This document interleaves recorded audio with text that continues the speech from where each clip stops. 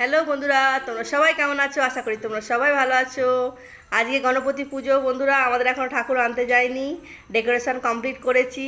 আমাদের ডেকোরেশনটা তোমাদের দেখাচ্ছি কেমন হয়েছে বন্ধুরা, তোমরা অবশ্যই কমেন্টসে বলবে।